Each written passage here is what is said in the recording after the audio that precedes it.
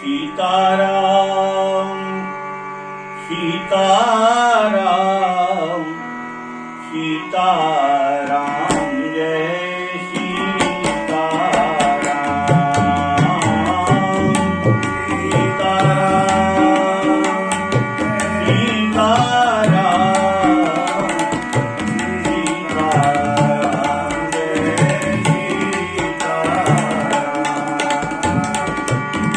सीताराम सीताराम सीताराम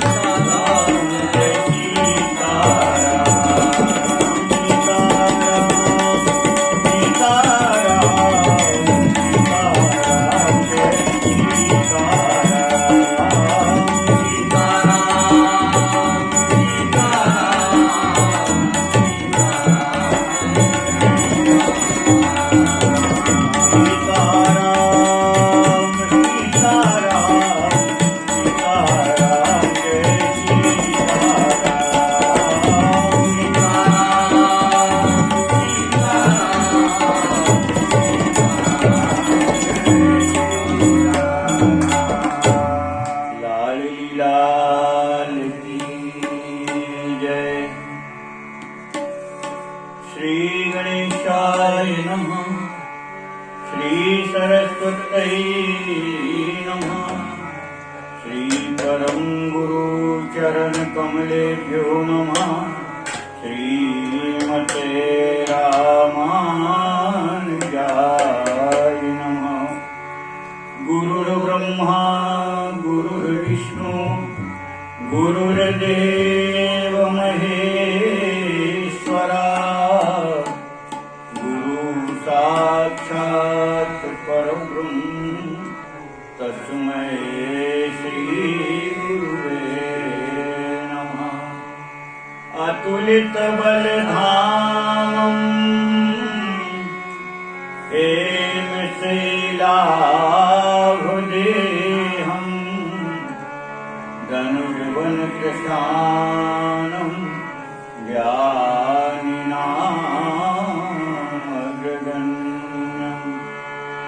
सकल गुण निधानम्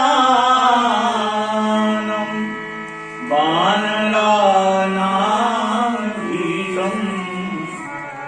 रघुपति प्रिय भक्तम् वातजातम् नमामि। सियावर रामचंद्र महाराज की जय।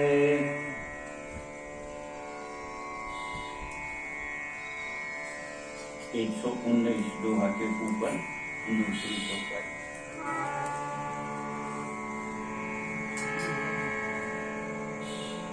अस विचारी हरि भगति सयाने। निरागर भगति लुभाने। हरि भगत सयाने। निरागर भगति भगति करत बिन जतन प्रयास। संप्रति मूल अभिजाना।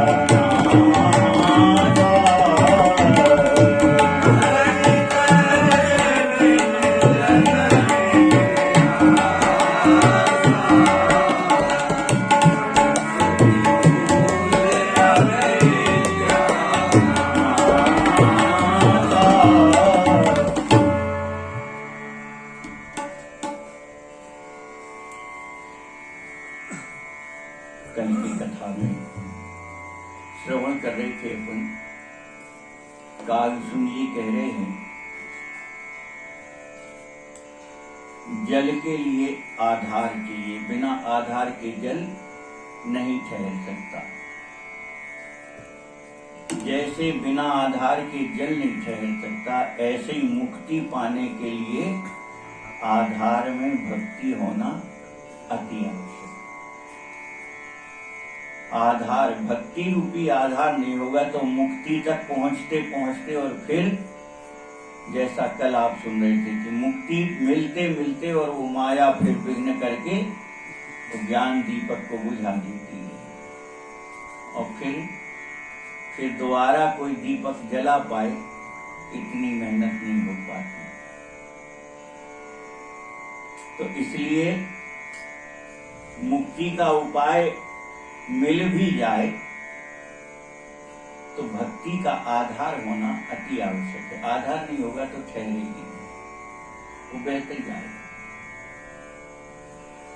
और आधार मिल जाए तो वस्तु उस आधार पर स्थिर बनी रहेगी। तो भक्ति का आधार अगर होगा तो मुक्ति बनी रहेगी।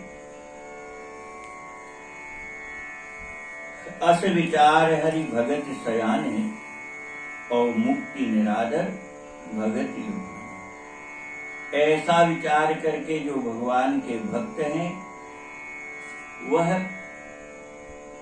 मुक्ति को स्वीकार न करके और भक्ति के प्रति आसक्त हो जाते हैं। भक्ति पर मोहित रहते हैं, भक्ति पर आसक्ति हो जाती है, भक्ति में रत रहते हैं, पर मुक्ति के प्रति उनका कोई आकर्षण नहीं रहता। भगति करत बिन जतन प्रयासा और संसति मूल अविद्यानासा। भक्ति करना माने भगवान से प्रेम हो जाना। प्रेम अगर हो जाएगा तो बिना ही प्रयास के मुक्ति प्राप्त हो जाएगी,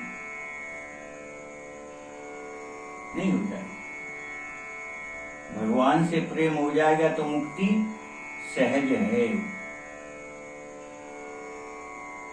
फिर क्या दुर्लभ है बताओ।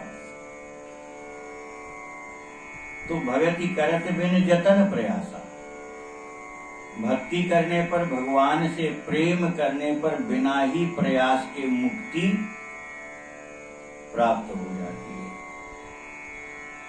और जन्म मरण के चक्र से सदा सदा के लिए जीव मुक्त हो जाता है।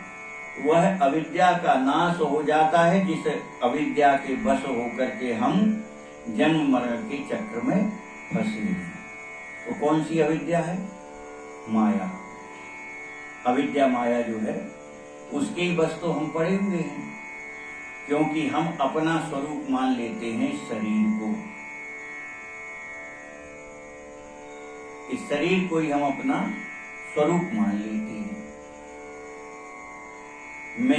मैं करके और हमारा मेरा बस इसी में भूल जाते हैं।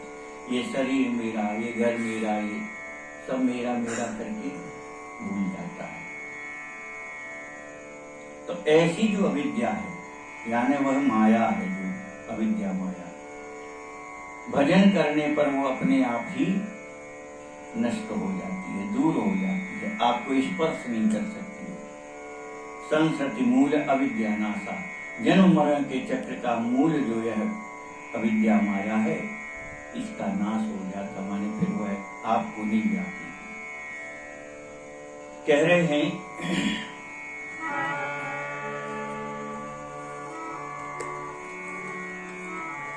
भोजन करिए प्रभति लागी, जिमि तो असन पकवे जगुयागी।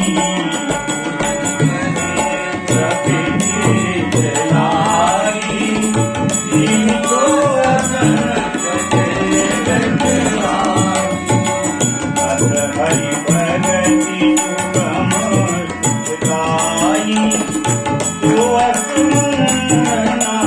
गाई, तो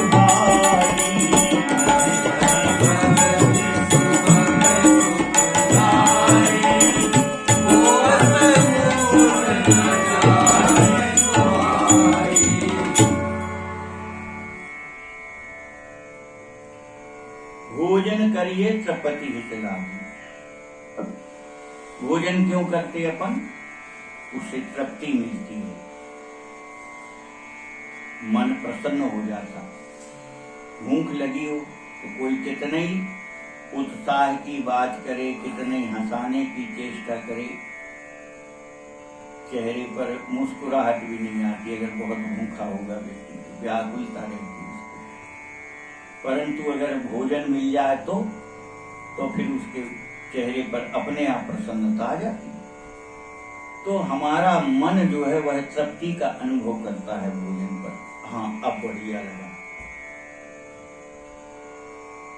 और जठराग्नि जो होती है पेट में, आमाशय में जठराग्नि है, जठराग्नि इस भोजन को पचाती है।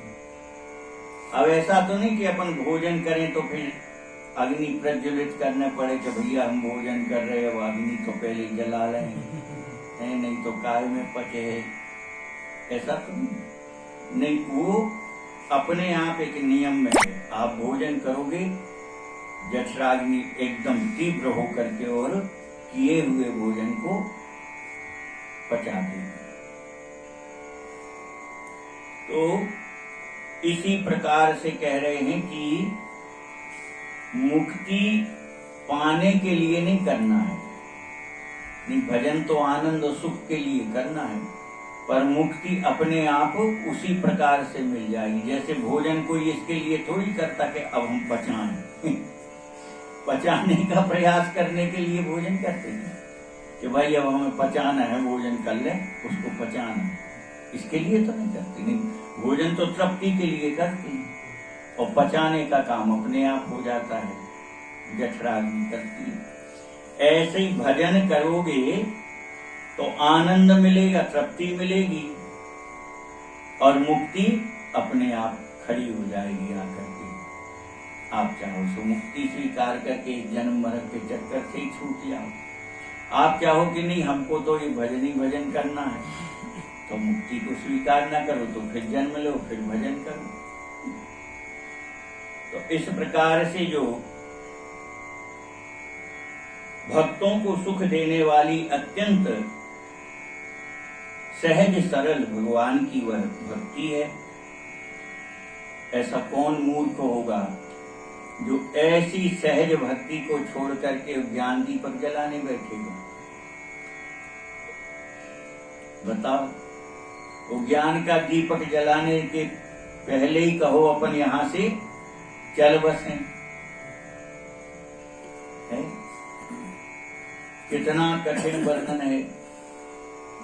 उम्र कम पड़ जाए और ज्ञान का दीपक ही न जल पाए, तो कह रहे हैं ऐसे कोई मूर्ख ही होगा जो यह जानते हुए कि केवल भजन करने से वो मुक्ति प्राप्त हो जाती है, तो फिर भजन छोड़ करके ज्ञान का दीपक जलाने क्यों बैठेगा?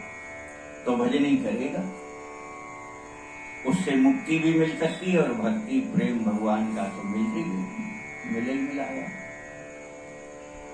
तो कागभूषण जी कह रहे हैं, सेवक सेव्य भाव बिन भवो न तरिये उर्गार, भजहु राम पद पंकज अस सिद्धांत विचार, लाडली लाल की जय। कागभूषण जी कह रहे हैं कि सेवक सेव्य भाव बिन भव न तरिये उर्गार। पक्षीराज गरुड़ जी, जीव जब तक अपने आप को सेवक और उस परब्रह्म परमात्मा को स्वामी मान करके और आराधन न करेगा, दृढ़ता से इस भाव में स्थिर नहीं होगा, तब तक इस संसार से पार नहीं हो सकता। भव न तरिये उर्गार, इस भव सागर से पार होना है तो इस भाव में स्थिर होना पड़ेगा। कौन से? मैं सेवक और सीतानाथ रघुनाथ जी हमारे स्वामी, इस भाव में स्थिर होना पड़ेगा। हम आपको वैसे पूर्व में कई बार चर्चा किए हैं, प्रातः स्मरणीय परम वंदनीय है। योग के मामले में ऐसे सिद्ध महापुरुष परमहंस स्वामी श्री सत्यानंद जी महाराज, ऋषिकेश वाले जो स्वामी श्री शिवानंद जी हैं, उनके शिष्य हुए सत्यानंद जी, और उन्हीं के स्तर पर एक शिष्य का नाम उनके श्री चिदानंद जी महाराज और एक कृष्णानंद जी। वैसे तो हजारों शिष्य, लाखों शिष्य हैं उनके, पर ये तीन उनके प्रधान शिष्य हुए। किनके? स्वामी श्री शिवानंद जी महाराज के। और तीनों अपने आप में विलक्षण महापुरुष हुए। तो योग की विधा स्वामी जी ने परमहंस श्री सत्यानंद जी को सौंपी, योग का प्रचार करो। महाराज ऐसा विलक्षण योग था उनका, हम लोगों को दर्शन का सौभाग्य मिला, सत्संग का सौभाग्य मिला उनका। ये मुंगेर उनका मुख्य आश्रम था। फिर बाद में उत्तराधिकारी उन्होंने अपने शिष्य श्री निरंजनानंद जी को उत्तराधिकार देकर के स्वयं बैजनाथ धाम से पास में है रिखिया करके स्थान, वहां आश्रम में और एकांतवास करने लगे थे। तो वो अपनी घटना स्वयं अपने मुखारविंद से सुनाए थे दादा को कि दादा मैं सब करके देख चुका हूं, कहीं कोई सार समझ में नहीं आया। और उन्होंने ये जो वेदांत वाले निर्गुण निराकार के मंत्र, सारे मंत्र कह के सुनाई थी। अहम ब्रह्मास्मि, मैं ही ब्रह्म हूं, सो हम, जो वो है वो ही हम है। ये सब करते करते बाद में हमको ये लगता कि वाह, जो वो है वो हम कैसे हो सकते, मैं ब्रह्म कैसे हो सकता। और बोले बस जब इस पर चिंतन करता तो फिर निराश हो जाता, वो मैं नहीं हो सकता, ब्रह्म मैं कैसे हो सकता हूँ। जीव की ईश समान। हाँ, जीव की ईश समान, ये तो हो ही नहीं सकता। तो बोले बहुत समय के बाद फिर निराश, यहां तक निराश हो गया कि सत्यानंद अब तुम किसी काम के नहीं। बोले मन ने कहा कि अब तुम किसी काम के नहीं। तो बोले बैठे बैठे विचार किया कि वास्तव में क्या हम कोई काम के नहीं। तो मन में विचार आया कि सत्यानंद तुम झाड़ू तो लगा सकते हो कि नहीं। तात्पर्य सेवक तो बन सकते हो, झाड़ू लगाने का मतलब सेवा तो कर सकते हो, सेवक तो बन सकते हो। बोले बस जिस दिन मेरे दिमाग में आया कि सेवा तो कर सकते हो, सेवक तो बन सकते हो, बोले बस वो साधना हमारी छूट गई। और रामचरितमानस का हमने आश्रय लिया। तो स्वामी जी कहते थे कि दादा हम कभी कभी तो ऐसी डूब हो जाती रामचरित में कि हम सहज में पढ़ने बैठते तो बोले योग अभ्यास से आसन का, तो आसन की तो सीखनी है ही हमको। 24 घंटे क्या 2-4 दिन बैठे रहे एक आसन पे, 10-15 दिन बैठे रहे तो भी कोई अंतर नहीं आता। तो बोले कभी कभी ऐसी डूब होती थी रामचरित में कि प्रारंभ से लेके पूरी रामचरित एक ही बैठक में पड़ जाता था, एक बैठक में। और बोले बस अब यही हमारा आधार है, हम अपने नियम करने के बाद केवल रामचरित पढ़ते हैं और कुछ नहीं पढ़ते। जबकि उनको वेद कंठस्थ हैं थे, सारे ग्रंथ कंठस्थ थे। उन्हीं ने अपनी योग विद्या के बल पर स्वामी श्री निरंजनानंद जी को योग विद्या के बल से कंठस्थ कराए, पढ़ाए नहीं ऐसे कि बैठ के पढ़ाए। ये स्वयं स्वामी जी की वाणी हम कह रहे, क्योंकि उस समय हम दादा के साथ हुए थे। तो अंत में कहां पहुंच गए? सिद्ध योगी थे, ऐसे छोटे मोटे योगी नहीं थे। आत्मा का आवाहन करके और स्थिर कर लेते थे, और समय देना पड़ता उसमें कि इतने समय के लिए। तो उस समय आने पर उस आत्मा को छोड़ दिया। इतना उच्च कोटि का योग उन्हें सिद्ध था। उन्होंने अपनी जीवनी उन्होंने तो नहीं लिखी, एक शिष्य ने लिखी, तो वो प्रश्न करता गया, वो उत्तर देते गए। तो उसमें उनका जीवन के परिचय में आया कि जिस समय गुरु जी ने कहा कि योग का प्रचार प्रसार करो, मैं निराश हो गया।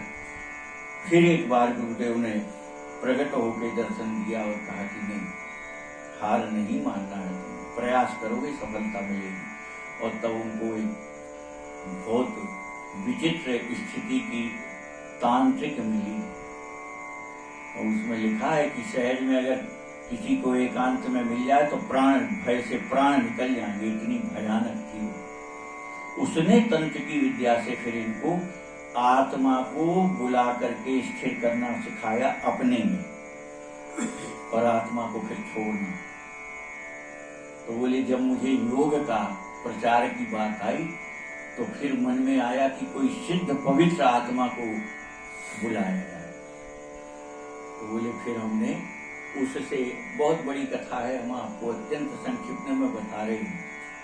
उन्होंने उससे वो तंत्र विद्या से आत्मा का आवाहन सीखा, विसर्जन सीखा, कैसे उसको छोड़ते हैं। और फिर एक महान योगी की आत्मा का इन्होंने आह्वान किया, तो वो महान योगी की आत्मा इनके भीतर आ गई।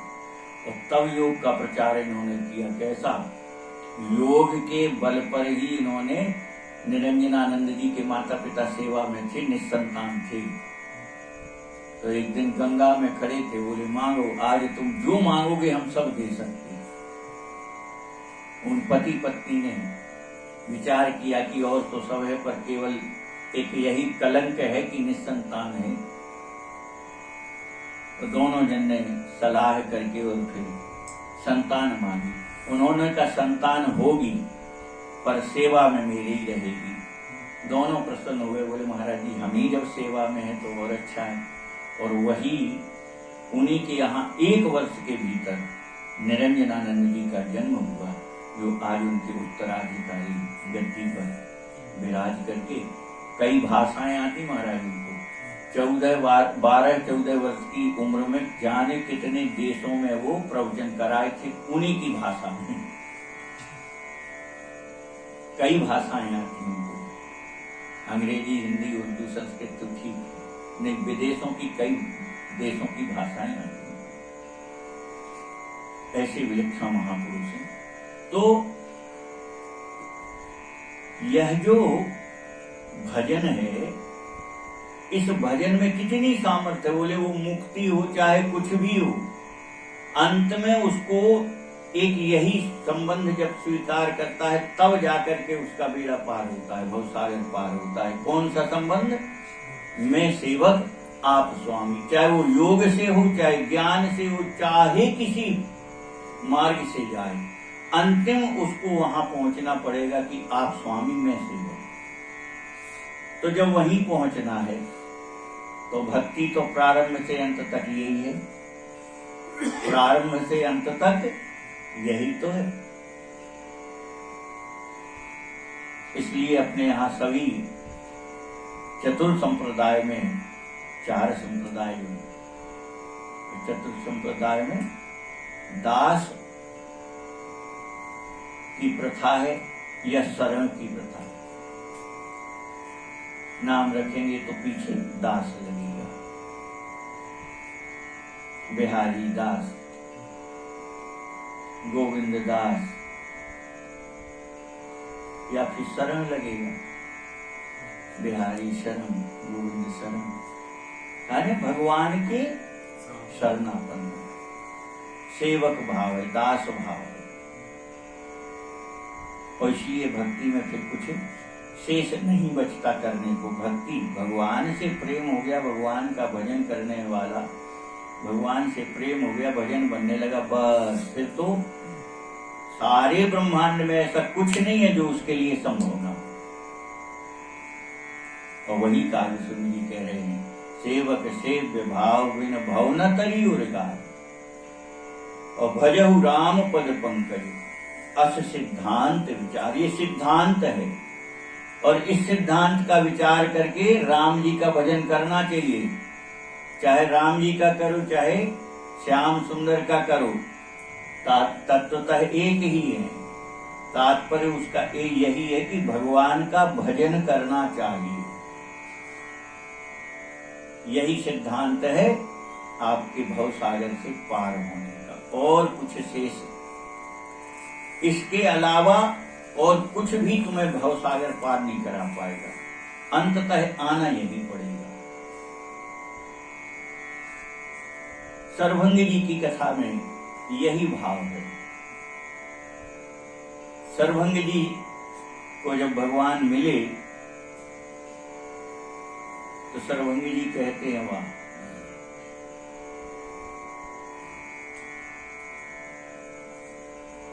नाथ सकल साधन में हीना, कीन्ही कृपा जानी जन दीना।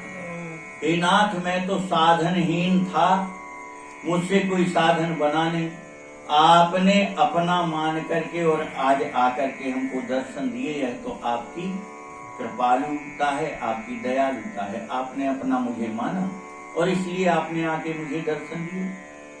मेरे कोई साधन नहीं है दर्शन करने के लायक। नाथ सकल साधन में ही ना, कीन्ही कृपा जान जन, अपना जान करके, दीन जान करके, और आपने कृपा की। भगवान ने कहा साधन नहीं किए तो फिर यहाँ जंगल में बैठे क्या कर रहे हो?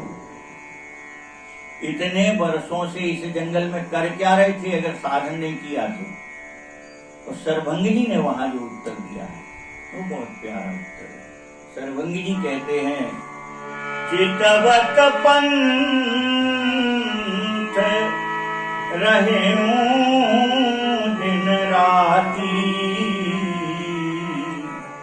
अब प्रभु देखी जुड़ानी छाती। चितवत पंथ रहे दिन रात, दिन रात केवल आपके आने की प्रतीक्षा करता था। अब आएंगे, अब आएंगे। दिन हो चाहे रात हो, केवल एक ही आशा थी, आप कब मिलोगे, आप कब मिलोगे, आप अब आओगे, आप अब आओगे। दिन रात है और अब आप आ गए। आपके दर्शन करके हृदय शीतल हो गया। तात्पर्य क्या है? कोई साधन करो, अंत में जाकर के बस यही रह जाता कि प्रभु अब हमारे बस का नहीं है, अब आप ही कृपा करो, अब आप ही कृपा करो। ये अंतिम यही आना पड़ेगा। जब तक इस दशा में नहीं आएगा साधक, वो किसी भी मार्ग से चल रहा हो, चाहे योग के मार्ग से जाए, चाहे तप के मार्ग से जाए, किसी मार्ग से जाए, अंत में उसको यहाँ खड़े होना पड़ेगा। क्या? प्रभु अब हमसे नहीं होता तो आप ही कृपा करो। बस जहां सच्चे हृदय से शरणापन्न हुआ कि प्रभु हमारे बस का नहीं है, हम संसारी विषयी जीव हैं, हम नहीं आपको पा सकते, फिर आप ही कृपा करके अपना लो। और जिस दिन सच्चे हृदय से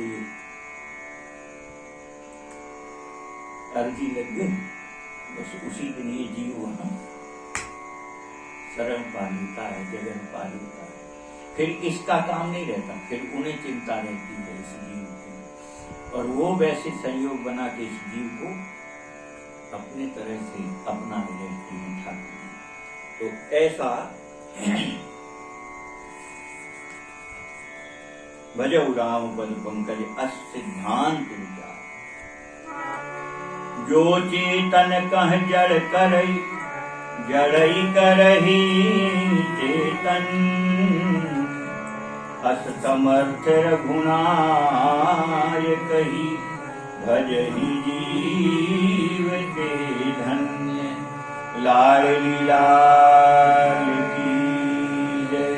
जो चेतन कह जड़ करे और जड़ ही करे चेतन।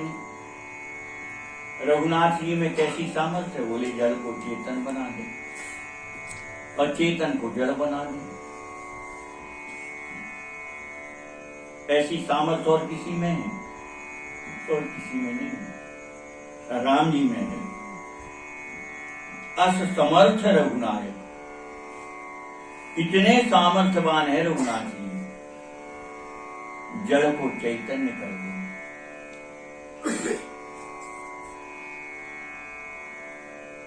विलक्षण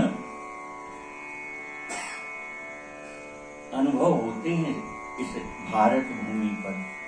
बाहर का तो हम नहीं कहते, पर इस भारत भूमि में विलक्षण विलक्षण अनुभव हैं लोगों के। नर्मदा परिक्रमा वासियों के अनुभव आप कहीं पढ़ेंगे, ऐसे विचित्र विचित्र अनुभव हुए हैं उन लोगों को, आश्चर्य होता है। हमने कई परिक्रमा वासियों के चरित्र पढ़े हैं, उसमें प्रधान तो उनके ही है, अमृतलाल बेगड़ जी, जबलपुर के। अभी 2-3 वर्ष पहले उनका शरीर शांत हुआ। 80 वर्ष की उम्र तक परिक्रमा लगाते रहे महाराज, और विलक्षण शोध के साथ उन्होंने परिक्रमा लगाई। फिर उनके बाद और भी गुजरात के, महाराष्ट्र के लोग हैं ऐसे, जिन्होंने अपने जीवन के परिक्रमा के अनुभव लिखे, वह भी हमने पढ़े हैं। विचित्र विचित्र अनुभव कैसे? बोले भटक गए जंगल में, घनघोर जंगल में भटक गए। अब रास्ता समझ में नहीं आ रहा, तो कहीं ना कहीं परिक्रमा वालों को संकेत पहले दे दिया जाता है, वो समय उन्हें समझ में नहीं आता। किसी मार्ग में, किसी गांव में, किसी आश्रम में कोई ना कोई उन्हें सावधान कर देता है। अभी जिनकी हम बात कर रहे एक और दूसरे परिक्रमावासी की, तो उन्हें एक आश्रम में एक संत ने सावधान किया कि देखो यहाँ से मार्ग बड़ा भूल भुलैया वाला है, भूल जाओ तो भयभीत नहीं होना, नर्मदे हर हर नर्मदे की टेर लगाना तो तुम्हें मार्ग मिलेगा। ये उन्होंने कहा। आगे उन्होंने लिखा कि एक जगह जाकर के हम भयानक जंगल में फंस गए, भूल गए, कुछ समझ में ना आए, अकेले थे और दूर दूर तक कोई पशु पक्षी न दिखाई दे और भय लगने लगा अलग। मुझे याद आया उन महात्मा की बात, मैंने जोर से आवाज लगाई, नर्मदे हर हर हर नर्मदे। जहां से हमने जोर से 2-3 आवाज लगाई तो पलट के आवाज आई और एक व्यक्ति मिल गया। कहाँ जा रहे हो, यहाँ कहाँ भटक गए तुम? तो इनने बताया हम परिक्रमावासी हैं। अरे बोले तुम गलत रास्ते आ रहे, चलो हम बताते। वो ले गए, मुख्य रास्ते पर चलने लगे तो ये आगे हो गए, वो पीछे हो गए, पीछे कब गायब हो गए पता ही नहीं। ऐसी एक नहीं, ऐसी कई घटना है जिनकी बात हम सुना रहे, उन्हीं के अंतिम परिक्रमा का अंतिम दिन की घटना है उनकी। ओंकारेश्वर से उठाई थी, ओंकारेश्वर में पूरी होनी थी। वो अंतिम जो 8-10 किलोमीटर की परिक्रमा बची थी, वहां एक महात्मा के आश्रम में ये रुके तो महात्मा से इन्होंने चर्चा की। तो महात्मा ने कहा देखो 2 रास्ते हैं, एक रास्ता है कि आज ही तुम्हारी परिक्रमा पूरी हो जाएगी, पर बहुत खतरनाक और भूल भुलैया वाले हैं, अच्छे अच्छे भूल जाते उसमें, भटक जाते। और दूसरा है कि तुम्हें 3 दिन लगेंगे, यहाँ से तीसरे दिन तुम्हारी परिक्रमा पूरी होगी, आज कल और परसों जाके पहुंचोगे ओंकारेश्वर। पर वो मार्ग सीधा सीधा है, उसमें कोई भटकने का भय नहीं। अब ये रात भर उसी उधेर बुन में, एक दिन में जब पहुंच रहे तो क्यों 3 दिन घूमे हम। अंत में सवेरे उठे जब ब्रह्म मुहूर्त में, तो महात्मा जी ने कहा हो गया निर्णय तुम्हारा, तो फिर तुम इसी मार्ग से जाओगे, आदि पूरी करोगी? बोले हाँ महाराज जी, मन में यही है कि आदि पूरी हो जाए। बोले भैया देखो बहुत सावधान से जाना, भटकना तो निश्चित है क्योंकि ये जंगल ऐसे ही है, इसमें भटक ही जाते हैं। वो चले गए, भटक गए तो इन्होंने फिर नर्मदे हर हर नर्मदे की टेर लगाई तो एक विशाल शरीर, सामान्य से अधिक ऊंचे हट्टे कट्टे तगड़े शरीर का पुरुष मिला। कहाँ जा रहे हो? अरे हम परिक्रमा में। अरे आप यहाँ कहाँ उल्टे आ गए, आपको उस मार्ग से जाना था। बोले मैंने सोचा आज ही परिक्रमा पूरी हो जाएगी, ऐसा पता लगा कि यहाँ से थोड़ा दूरी कम है, अब आप आ ही गए हो तो चलो मैं आपको छोड़ ही देता हूँ। और एक जगह जाकर के उन्होंने कहा कि देखो बस ये जो छोटी सी पहाड़ी जैसी थी, छोटी सी, और ये पहाड़ी सी जो दिख रही है, बस इसके उस तरफ ओंकारेश्वर है। आप इस पहाड़ी को पार करोगे, ज्यादा बड़ी नहीं थी पहाड़ी, और उस तरफ ओंकारेश्वर है। उस समय इनके जूता टूट गए थे तो स्लीपर रखी थी चप्पल, एक बैग से चप्पल निकालने लगे, इनकी नजर गई और वो अदृश्य हो गई। अब ये बहुत इधर उधर दौड़े कि वो दिख जाए तो धन्यवाद तो दे दें, नहीं मिले। अब वो जाकर के जब वो हाथ थक के वो पार करके उस तरफ गए तो एक कुटिया बनी थी, एक बुढ़िया एक उसका लड़का नाती हो, वो दोनों थे। वहां जाके मूर्छित होके गिर गए। उन लोगों ने पानी आनी डाल करके इनको चैतन्य किया और इनसे पूछा। जब इन्होंने सारी घटना बताई तो उस बुढ़िया ने कहा, तुम बहुत भाग्यशाली, बड़ भागी, अच्छों को नहीं मिलते हो। तो वो हैं कौन? तो बुढ़िया ने बताया कि वो अश्वत्थामा, जो कभी कृपा करके किसी नर्मदा परिक्रमावासी को मिलते हैं, सब परिक्रमावासियों को मिलते, और वो ऐसे ही मिलते हैं कि उनसे कोई कह नहीं पाता कुछ और वो अदृश्य हो जाते हैं।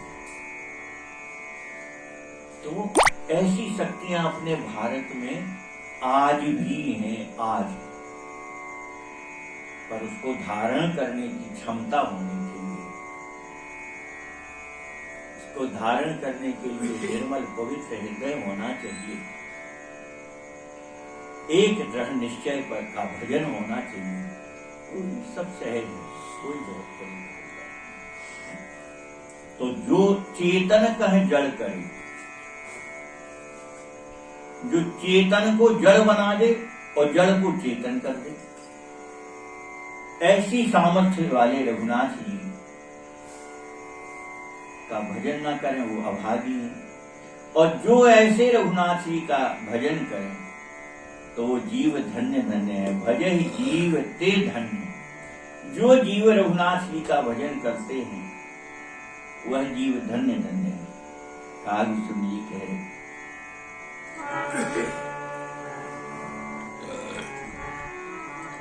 कहूं ज्ञान सिद्धांत जाई,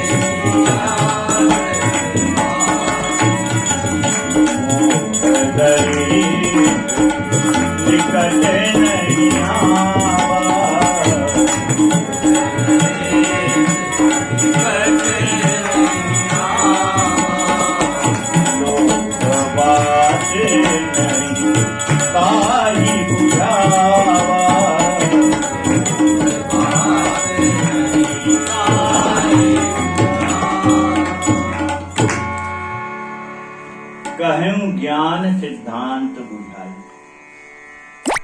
कागभूषण जी कह रहे हैं कि मैंने ज्ञान दीप के सिद्धांत को खूब विस्तार से समझा के आपको बता दिया है ना। 3 दिन में अपन उस ज्ञान दीप को पूरा करते हैं। कह रहे हैं हमने ज्ञान दीप का सिद्धांत आपको विस्तार से समझा करके बताया। अब सुनो भगति मन की प्रभुताई। वो दीपक है, ज्ञान दीपक है, और भक्ति क्या है? बोली यह मणि। सुनहु भगति मणि की प्रभुताई।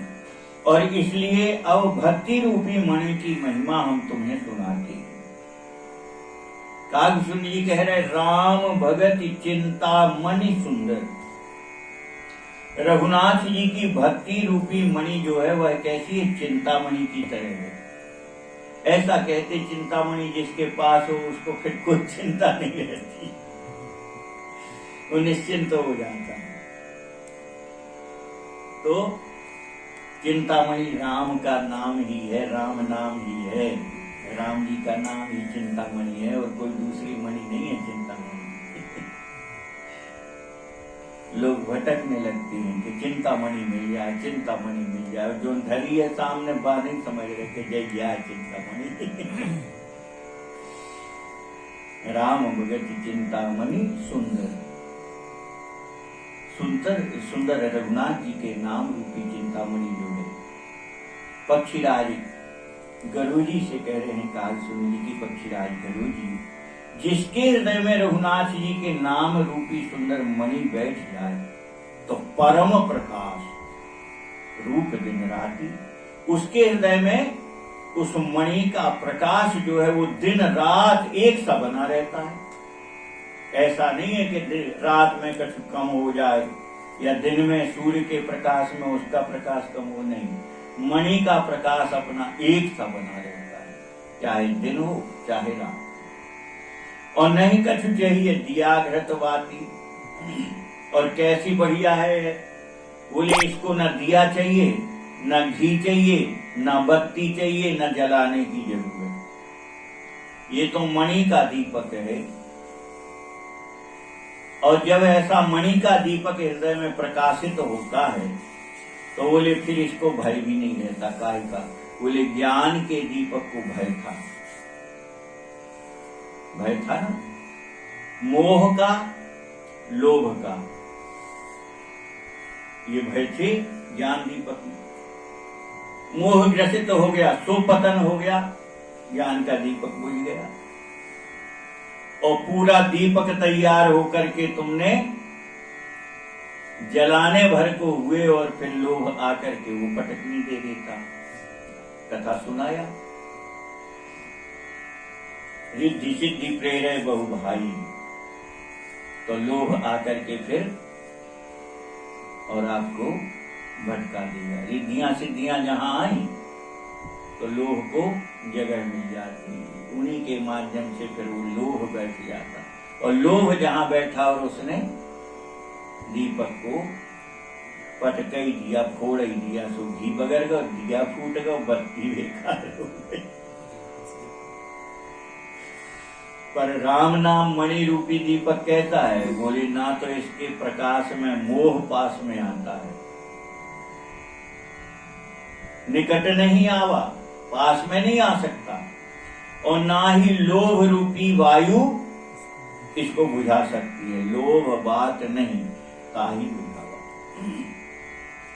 लोभ की हवा इस दीपक को नहीं बुझा पाती, क्योंकि यह मणि का दीपक है, इसमें घी और बत्ती नहीं, मणि का प्रकाश है। तो इसलिए लोभ की हवा भी इसका कुछ नहीं बिगाड़ सकती। भक्ति मणि जिसके हृदय में बस जाए, प्रबल अविद्या मणि में जाई,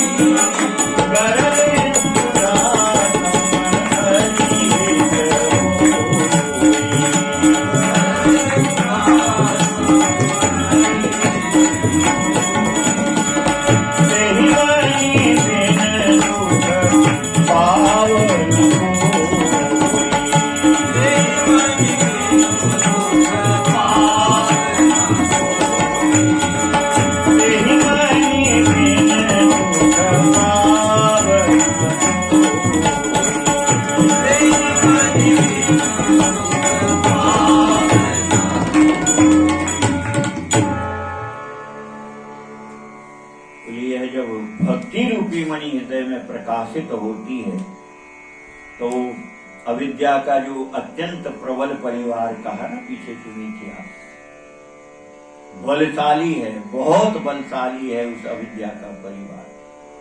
कह रहे वह प्रबल अविद्या तम मिट जाई, उस मोह रूपी अविद्या का परिवार एकदम जड़ से मिट जाता है।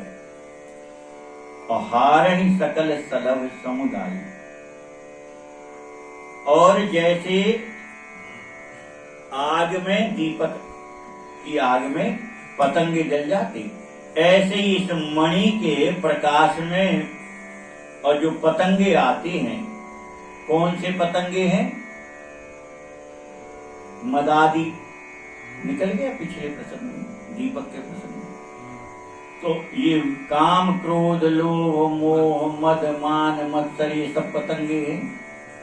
तो ये सारे के सारे पतंगे और मणि के प्रकाश में थक हार करके मिट जाते हैं, टकराते हैं उससे, पर उसका कुछ नहीं बिगाड़ पाते। वो जलने वाला दीपक तो बुझ जाता, पर मणि का दीपक कैसे बुझेगा? मणि से टकरा के घायल होके गिर और जाते। तो इस प्रकार से वह नष्ट हो जाते हैं। खल कामादि निकट नहीं जाए, काम क्रोध आदि खली जो हैं, ये भजन भक्ति रूपी मणि जिसके हृदय में है, उसके पास भी नहीं भटकती। अब कितना बढ़िया सिद्धांत है इस बात का कि हमारा भजन बन रहा कि नहीं बन रहा।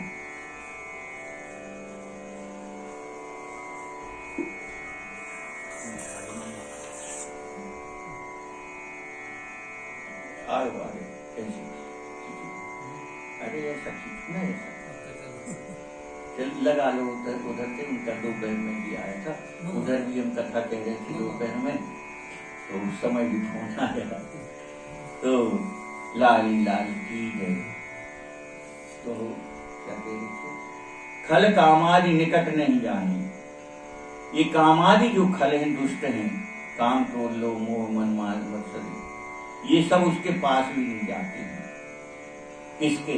बोले भगति बसई भगति जाके उर्माने, जिसके हृदय में भक्ति निवास करती है, भक्ति रूपी मणि जिसके हृदय में विराजती है, वहां काम, क्रोध, लोभ, मोह, मद, मान, मत्सर नहीं आते। अब कितना बढ़िया परीक्षण के लिए अपन को गोस्वामी जी महाराज ने दे दिया। अपने अपने भीतर चिंतन करो, हम में कितने दोष हैं, और ये दोष हैं तो अभी हमारी भजन की साधना परिपक्व नहीं है। हमारा भजन अभी परिपक्व नहीं हुआ है, कच्चे भजन में है हम अभी। क्यों? जिस दिन भजन पक्का हो जाएगा उस दिन ना क्रोध आएगा, ना काम प्रभावित करेगा, ना लोभ प्रभावित करेगा, न किसी से दाग होगी, न किसी से ईर्षा होगी, न किसी से कठोर बोलूंगी। ये अपनी अपनी परीक्षा करने के लिए गोस्वामी महाराज ने बढ़िया थर्मामीटर दे दिया आपको, नाप लो कितना बुखार है तुम्हें। कितना बढ़िया। तो भगति बसई भगति जाके उर्माही, जिसके हृदय में भक्ति विराज रही है, भक्ति मणि विराज रही है, उसको ये सब काम, क्रोध, लोभ आदि दुष्टि है उसके पास भी नहीं आते। और होता क्या है? वो गरल सुधासन और अरिहित होई, उसके लिए विष अमृत बन जाता है। जिसके पास भक्ति मणि होती है तो विष अमृत बन जाता है। मीराबाई के लिए विष अमृत बन गया। बहुत तीक्ष्ण, बहुत तीव्र विष था। उनके चरित्र में आता है कि कटोरे में का एक बूंद भी नहीं था। राजा कह रहा था, राणा उस वैद्य से जिसने वो जहर तैयार किया था, कि इस कटोरे के इस जो बूंद छोटी सी दिख रही इसको चाटो। और वैद्य गिड़गिड़ा रहा था कि महाराज मर जाऊंगा, आप किसी बिल्ली कुत्ते को चटा के देख लो। पर राणा दुष्ट था, बोला नहीं तुम ही चाटो। और वैद्य ने जैसे ही उस विष के कटोरे में जीभ लगाई, वहीं के वहीं मर गया। यद्यपि बाद में मीराबाई ने उसको जीवित भी कर लिया, चरणामृत ठाकुर जी का पिला करके उसे जीवित कर लिया, पर उसके द्वारा विष से तो मर ही गया। तो जिसके हृदय में भक्ति मणि विराज जाए तो विष अमृत हो जाता है, और जहां भक्ति मणि नहीं है, विषयों में लिप्त हैं, उनके लिए तो अमृत ही विष हो जाता है, अरिहित होगी। जिनके भीतर भगवान की भक्ति विराज रही है तो शत्रु मित्र की करनी करने लगता है, शत्रुता मानने वाला भी और उसके प्रति मित्रतावत व्यवहार करने लगता है। जिसके हृदय में भगवान की कृपा, भगवान की भक्ति विराज जाए तो तेहि मनि बिन सुख पाव न कोई। संसार में अगर सुख चाहिए है तो बिना भक्ति मणि के यह सुख किसी को संसार में मिल ही नहीं सकता। सुख की धोखे में भटकता रहेगा पर उसे सुख नहीं मिलेगा, वो सुखी नहीं हो सकता। सुखी कब होगा? बोले सुखी मीन जिमि नीर अगाधा, जिमि हरि शरण न एकौ बाधा। हरि शरण मतलब भगवान की भक्ति मणि जिसको प्राप्त हो गई तो सब प्रकार से सुखी हो गया, सब प्रकार से सुखी हो गया। अन्यथा बोले संसार में तो बड़ा भारी संकट है, व्यापहि मानस रोग न भारी, जिनके बस सब जीव दुखारी। सारे संसार के जीव मानस रोग से दुखी हैं। अब ये मानस रोग अलग कहे हैं कालसुन जी ने, यही सब मानस रोग हैं। डाह, ईर्षा, काम, क्रोध, ये सब मानस रोग।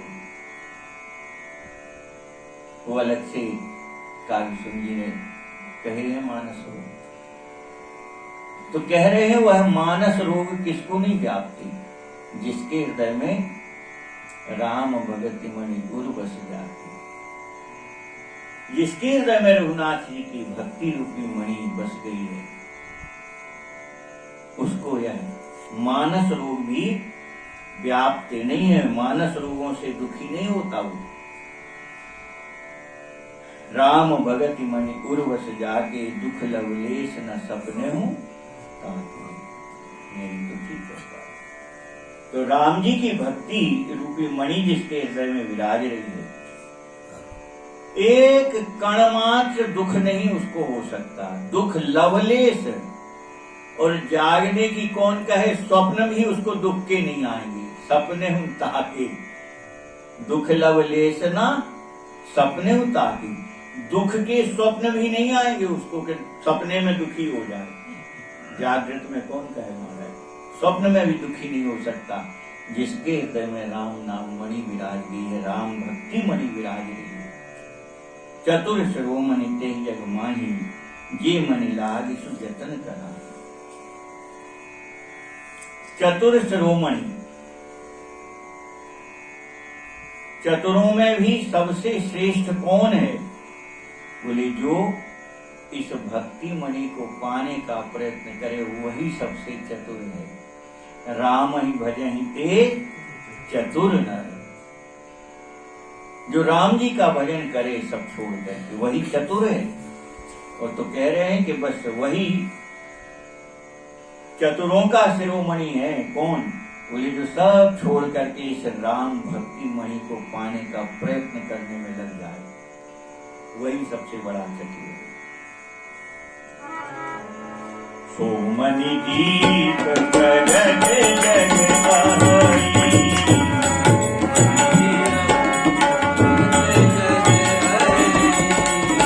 राम कृपा बिन नहीं को लहई,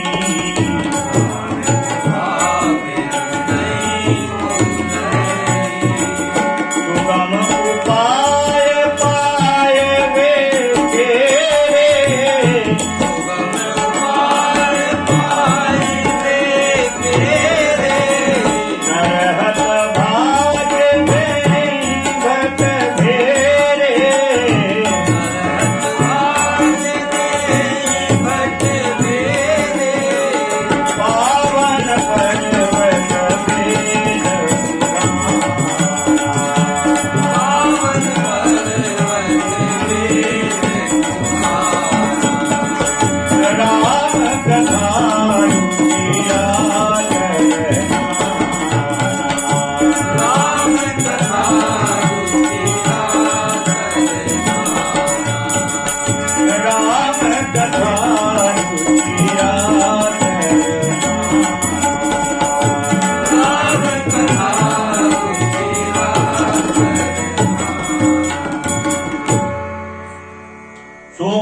यद्यपि प्रगट जग अहिरी।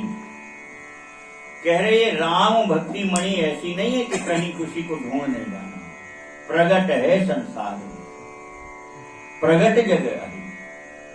और मणियां तो तुम्हें खोजने जाना पड़ेगा, और मिल जाए यह भी निश्चित नहीं। अब खोजो पारस मणि है कम,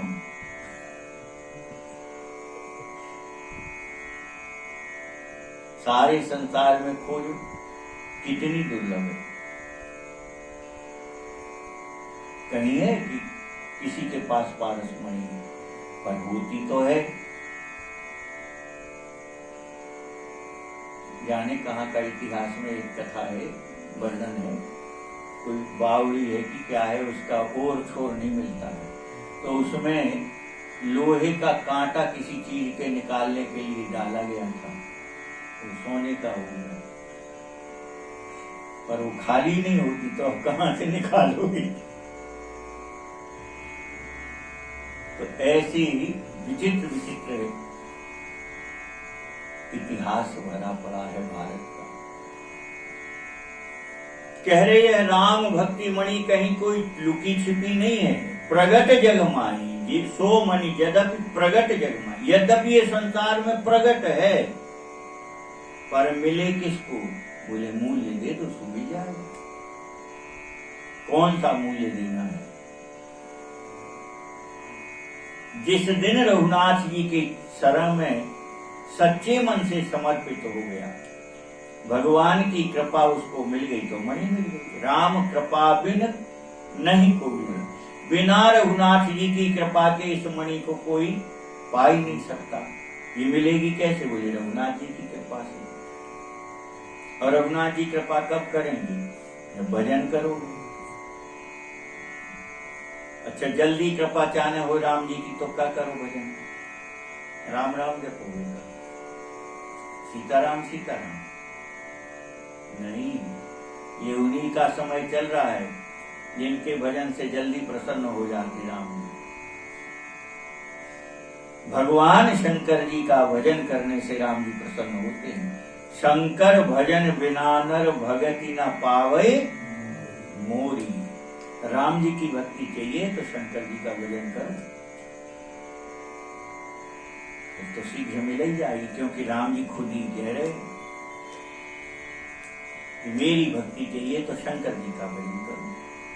और बिना शंकर जी के भजन के कोई चाहे तो बोले कभी मिल ही नहीं सकती। शंकर भजन बिना नर भगति ना पाओ, मेरी भक्ति पा ही नहीं सकता। तो यह मणि, अगर राम भक्ति रूपी मणि चाहिए तो शंकर जी की शरण चलेगा। भगवान शंकर जी को मनाओ, कितना सरल उपाय है। क्यों? कोई दूसरे देवता के मनाने की बात करते राम जी तो चिंता का विषय था, पर राम जी कह रहे हैं शंकर जी को मना लो। शंकर जी कितने में मान जाते? बोले आशुतोष तुम अवधरता। आशुतोष यानी थोड़े ही में संतुष्ट हो जाते। कितने में? एक लोटा जल भर चढ़ा दो, इतने में। एक बेल पत्री का पत्ता चढ़ा दो, उतने में प्रसन्न। कुछ ना मिले तो गाल बजा दो, उतने में प्रसन्न।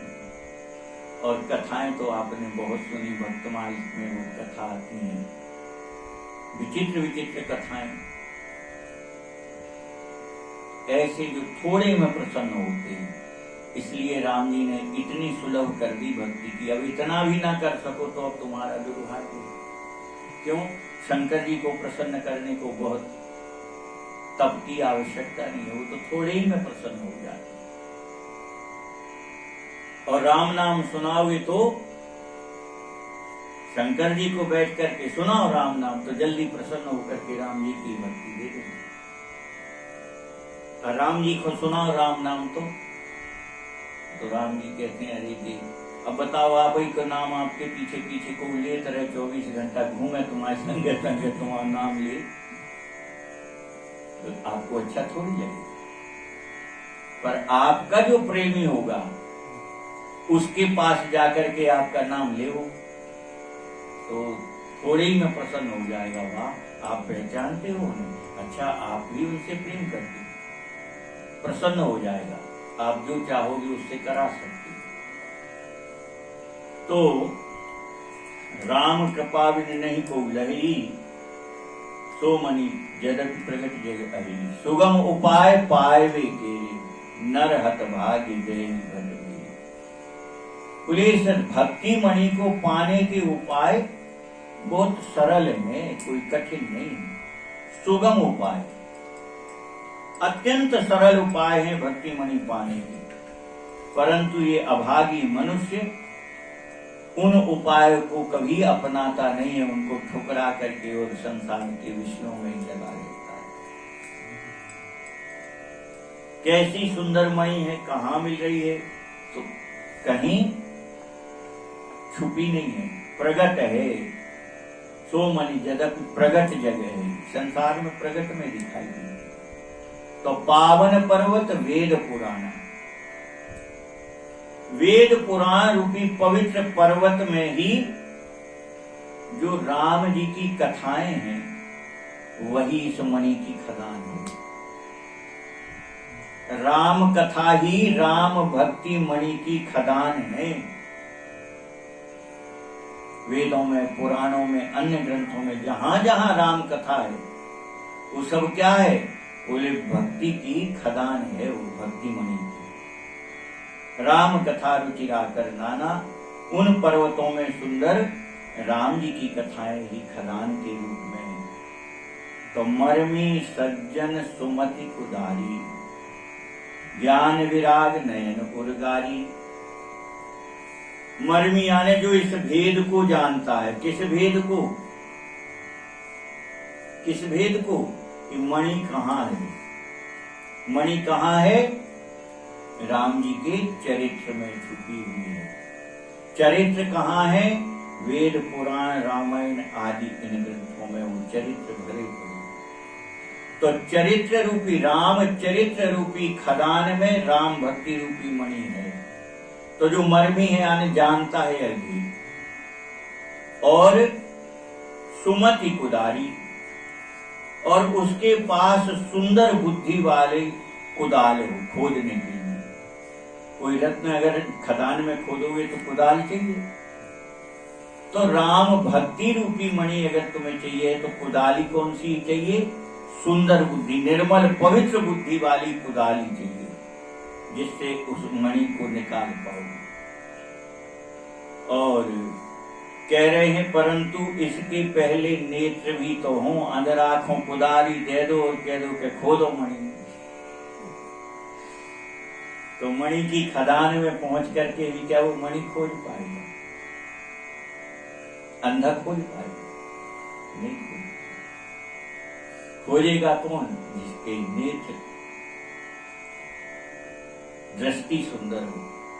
तो कह रहे हैं ज्ञान विराग नयन उर्गारी। हे पक्षीराज गरुड़ जी, ज्ञान वैराग्य के सुंदर जिसके दो नेत्र हों वही इस मणि को पहचान पाएगा। ज्ञान और वैराग्य नहीं होगा तो भक्ति मणि सामने होने पर भी पहचान में थोड़ी है। तो ज्ञान और वैराग्य भी होना अति आवश्यक है। ऐसा नहीं बिना ज्ञान वैराग्य के और भक्ति प्राप्त हो जाएगी आप, नहीं, ज्ञान वैराग्य का होना भी अति आवश्यक है, तब ना वो भक्ति को पहचानेगा। सुंदर बुद्धि वाली कुदाल हो और ज्ञान वैराग्य के नेत्र हो तो पाव भव सहित खोजे जो प्राणी, भाव सहित खोजे जो प्राणी। भाव सहित उस मणि को कोई खोजे, इस खदान में खोजे। ग्रंथों के भीतर जो रामचरित्र है उस रामचरित्र रूपी खदान में वह भक्ति मणि खोजे। कैसे? भाव सहित। तो पाव भगति मणि सब सुख खानी, तो सारे सुखों की खान भंडार वह भक्ति मणि से प्राप्त हो जाएगी। लाडली लाल की जय।